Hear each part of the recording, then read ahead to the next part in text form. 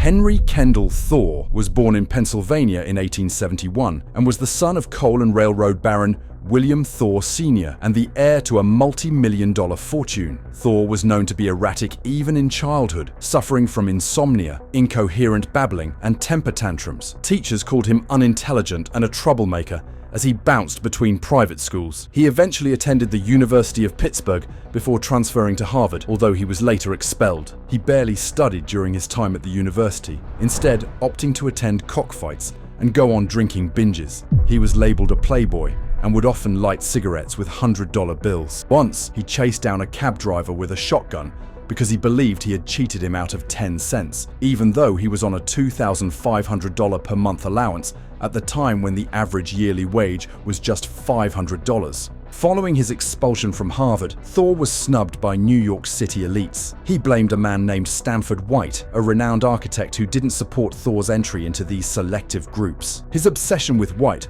only grew when he met model Florence Evelyn Nesbitt. Evelyn had known White since she was 15 years old, and when she was around 16, he had plied her with alcohol and sexually assaulted her while she was unconscious. Evelyn's mother and headmistress were thoroughly impressed by Thor, an older and excessively wealthy man. He always visited her bearing gifts, money, and praise, and eventually they traveled to Europe together, where he asked Evelyn to marry him. She initially declined because she knew Thor was obsessed with female chastity, but eventually revealed to him what had happened with White, which enraged him. He felt that Evelyn had been ruined by White as she was no longer a virgin. The couple married on June 25th. Evelyn and Thor went to see a show with some friends in Madison Square Garden, which began to wind down at around 11 p.m. At this time, White appeared and took a seat at a nearby table.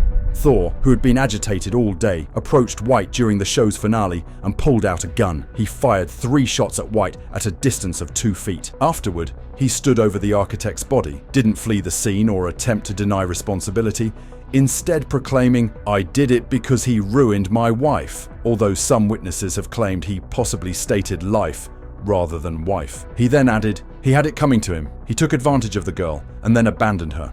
Thor was charged with first-degree murder and denied bail. While in prison awaiting trial, he had his meals prepared by his favorite restaurants, slept on a brass bed instead of a standard prison cot, dressed in his own tailored clothes rather than the prison uniform, and was allowed to consume champagne and wine. He was reportedly elated in the days following the murder and claimed that he heard heavenly voices of young girls calling out to him. He felt this was a sign of divine approval. Meanwhile, Thor's mother, who had been protecting the family name for years by paying off anyone that a son hurt, hired the best lawyer in the business to defend him, which cost the family $750,000 in today's money. Mrs. Thor initially insisted that her son not be stigmatized by clinical insanity, as his lawyers believed that was the best defense. So, the pair reached a compromise, deciding that Thor would plead temporary insanity. Reportedly, Mrs. Thor's side of the family had a history of mental illness, which her son had inherited.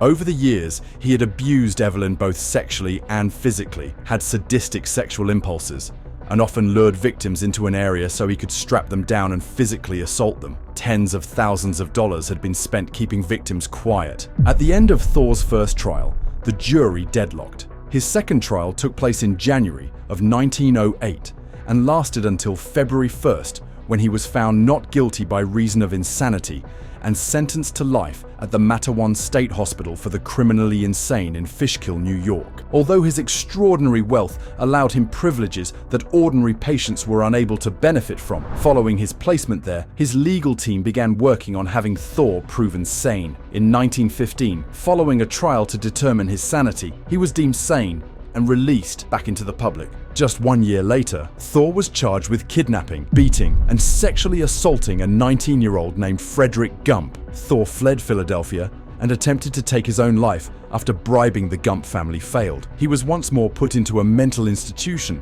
but was later deemed sane again and released in 1924. Thor died of a heart attack in Miami, Florida in 1947. He was 76 years old. He left the modern equivalent of around $121,000 of his $12 million fortune to Evelyn and was buried in Pittsburgh.